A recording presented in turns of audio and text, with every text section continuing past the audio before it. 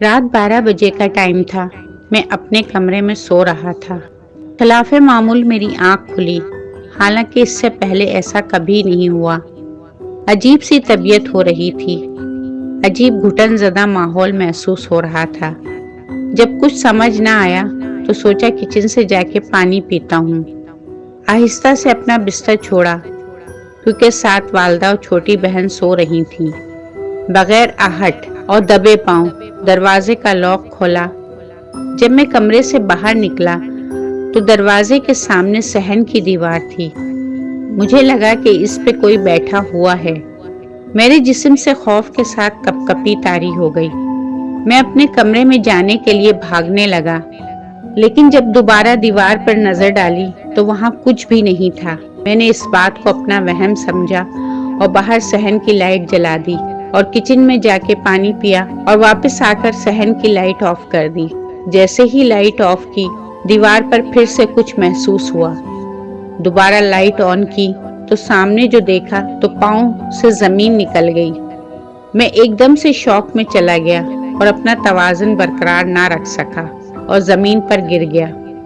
وہ میری مرحوم پھپھو تھیں، جن کی ذہنی حالت ٹھیک نہیں ہوتی تھی، جو 3 سال پہلے 2019 میں وفات پا چکی تھیں۔ میں جب گرا تب ساتھ لوہے کی بالٹی پڑی تھی، جس پہ گرنے کی وجہ سے میری والدہ کمرے سے نکل کے بھاگی آئیں۔ امی امی وہ پھپھو۔ امی نے کہا وہاں کچھ بھی نہیں ہے بیٹا، اور مجھے کمرے میں لے آئیں۔ جب میری صبح آنکھ کھلی، گھڑی 8 بجا رہی تھی۔ کچھ ہی دیر بعد امی کمرے میں آئیں، ساتھ والد صاحب بھی تھے۔ پوچھنے لگے کیا ہوا، کس چیز سے ڈرے ہو؟ میں نے بتایا رات پھپھو کو دیکھا۔ وہ سب میری طرف یوں دیکھنے لگے جیسے میری ذہنی حالت پہ ان کو کوئی شک ہو۔ والد صاحب بولے اس نے کوئی خواب دیکھا ہوگا، اس کا اثر ہے۔ خیر بات آئی گئی ہو گئی، سب اپنے روزمرہ کے کاموں میں مصروف ہو گئے۔ میں نے بھی اپنا وہم سمجھ کے یہ بات بھلا دی۔ کئی دن گزر گئے۔ رات کھانا کھانے کے بعد ہم سب سونے کے لیے لیٹ گئے۔ میری بھی آنکھ لگ گئی۔ ٹھیک اسی طرح رات 12 بجے میری آنکھ دوبارہ کھل گئی۔ وہی عجیب سا دور جو گزشتہ رات تھا، ویسے ہی پھر سے محسوس ہوا۔ میں نے اپنی امی کو اٹھایا کہ باہر کوئی ہے۔ انہوں نے مجھے ڈانٹا اور سونے کا بولا، لیکن میرے بار بار کہنے پہ امی میرے ساتھ باہر آئیں۔ لائٹس آن کی، سب جگہ دیکھا، کچھ بھی نہیں تھا۔ امی کافی خفا ہوئی۔ ہم دوبارہ آ کے سو گئے۔ ٹھیک رات 3 بجے میری آنکھ کھلی۔ مجھے ایسا محسوس ہوا کہ باہر کسی نے مجھے آواز دی ہے۔ میں پہلے اپنا وہم سمجھا، لیکن پھر وہی آواز سنائی دی، عمر۔ میں نے آواز سننے کے بعد ہمت جمع کی اور اکیلا ہی باہر نکل آیا۔ باہر ویسے ہی دیوار پر ہیولا محسوس ہوا۔ میں بہت ڈر گیا۔ ساتھ ہی ہلکی آواز میں کسی نے مجھ سے کہا، عمر ڈرو مت، میری بات سنو، میں تمہاری مرحومہ پھپھو ہوں، میں بہت زیادہ اذیت میں ہوں، میری بات غور سے سنو۔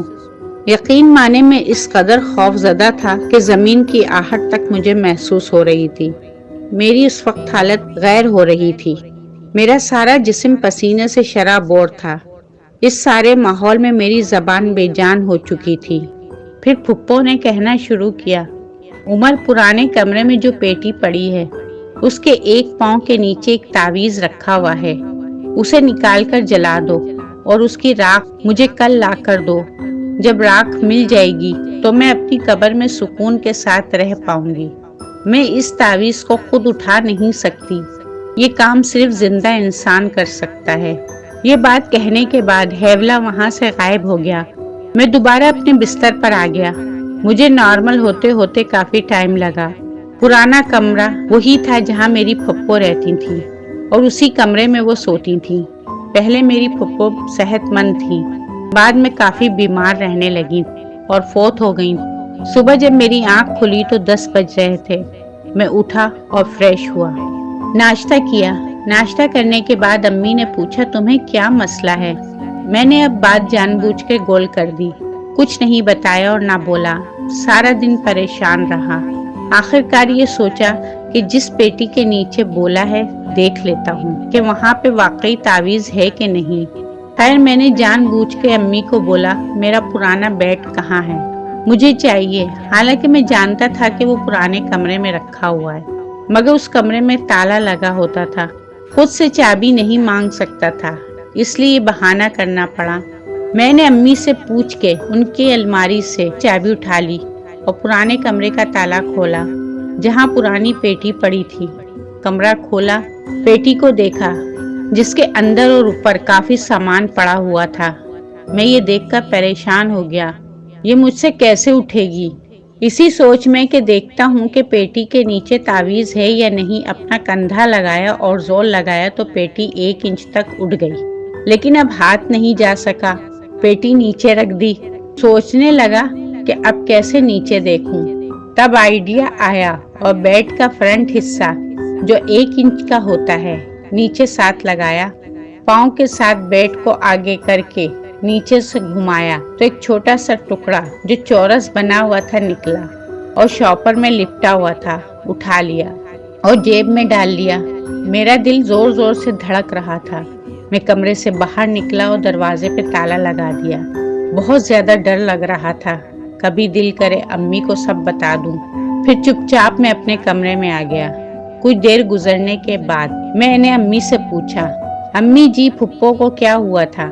امی نے کہنا شروع کیا، بیٹا تمہاری پھپھو شروع میں بہت بیمار تھیں، عجیب عجیب سی حرکتیں کرتی تھیں۔ میں اور تمہارے پاپا پہلے سمجھتے رہے کہ دماغ پہ اثر ہو گیا ہے۔ تمہاری دادی کی وفات کی وجہ سے انہوں نے بہت سی دوائیں لی ہوئی تھیں، ہر طرح کے ڈاکٹر کو دکھایا مگر کوئی فائدہ نہ ہوا، مرض بڑھتا گیا۔ پھر ایک دن تمہاری نانی میرے پاس آئی ہوئی تھی، انہوں نے پھپھو کو دیکھا تو بولا، رضیہ اسے کوئی سایہ وغیرہ کا مسئلہ لگتا ہے۔ خیر مجھے بھی امی کی بات کی کچھ سمجھ آنے لگی۔ شام کو تمہارے ابو آئے، ان سے بات کی اور بولا جہاں اتنا سب کچھ ہو گیا ہے وہاں یہ بھی کر کے دیکھ لیں۔ کچھ دن بعد تمہارے والد اپنے ساتھ ایک بزرگ لائے۔ میں نے پوچھا یہ بزرگ کون ہے؟ انہوں نے بتایا یہ بابا اسد شاہ ہیں، ان کاموں کے بہت ماہر۔ ہم نے ان کو کمرے میں بٹھایا اور تمہاری پھپھو کلثوم کو بلایا۔ جیسے ہی اندر کمرے میں داخل ہوئی ایک دم سے تمہاری پھپھو ٹھیک ٹھاک ہو گئی، جیسے انہیں کچھ ہوا ہی نہیں۔ بزرگ نے تمہاری پھپھو کلثوم کو اپنے سامنے بٹھا لیا اور دم درود پڑھنے لگے۔ جیسے جیسے بزرگ پڑھتے گئے تمہاری پھپھو کی حالت غیر ہوتی گئی اور آواز تبدیل ہو کر مردانی آواز ہو گئی۔ پتہ چلا جن بول رہا ہے۔ کافی دیر بزرگ پڑھائی کرتے رہے اور جن کو پھپھو کو چھوڑنے کا بولتے رہے، مگر جن نے تمہاری پھپھو کو چھوڑنے سے انکار کر دیا اور وہ ایک دم سے بے ہوش ہو گئیں۔ بزرگ نے بعد میں کافی دیر پڑھائی کی اور ایک تعویذ لکھ کر گئے۔ جب بزرگ فارغ ہوئے تو بولے، جن بہت حاوی ہے، یہ تعویذ کسی وزن کے نیچے دے دو، اب کبھی بھی اس لڑکی پہ اثر انداز نہیں ہوگا۔ ہم نے ایسا ہی کیا، تعویذ پیٹی کے پاؤں کے نیچے دبا دیا۔ کافی دن گزر گئے، تمہاری پھپھو بھی ٹھیک ہو گئی۔ ایک دن اچانک ان کی طبیعت خراب ہوئی، دیکھتے ہی دیکھتے ساقط ہو گئی اور روح پرواز کر گئی۔ میں یہ ساری باتیں سوچتا رہا اور پریشان ہوتا گیا۔ میں نے بالآخر گھر سے کافی ہاتھوں سے ماچس اٹھائی اور باہر گھر کی دوسری جانب چلا گیا۔ ڈر بہت لگ رہا تھا۔ مضبوط ارادہ کرتے ہوئے تعویذ کھولا اور ماچس جلا کر ایک سائیڈ سے آگ لگا دی۔ عجیب سی بے چینی ہو رہی تھی۔ دیکھتے دیکھتے تعویذ جل گیا۔ میں نے جلا ہوا تعویذ شاپر میں رکھ لیا اور اپنی قمیص کی جیب میں چھپا لیا۔ گھر آیا، رات کا کھانا کھایا اور بستر پہ آیا اور ویٹ کرنے لگا۔ نیند کوسوں دور تھی، دل دھک دھک کر رہا تھا۔ رات ٹھیک 2 بجے دوبارہ مجھے آواز آئی، عمر باہر آؤ۔ میں لیٹا رہا، دوبارہ آواز آئی، میں اٹھا اور کمرے سے باہر آ گیا۔ جب میں کمرے سے باہر نکلا تو دیوار پر وہی ہیولا بیٹھا ہوا تھا جو یوں مخاطب ہوا، عمر جیب سے تعویذ کی راکھ نکال کر اس دیوار پہ رکھ دو۔ میں نے کانپتے کانپتے راکھ نکالی اور ڈرنے لگا کہ دیوار تک کیسے جاؤں۔ ڈرو نہیں، یہاں رکھ دو۔ میں نے ڈرتے ڈرتے وہ شاپر دیوار پر رکھ دیا اور جلدی سے پیچھے مڑ کر دور آ گیا۔ ہیولا نے وہ راکھ اٹھائی اور کہا، اب میں سکون سے قبر میں سو سکوں گی۔ اس واقعے کو کافی سال گزر گئے، لیکن اس کے بعد مجھے کبھی بھی وہ ہیولا نظر نہیں آیا۔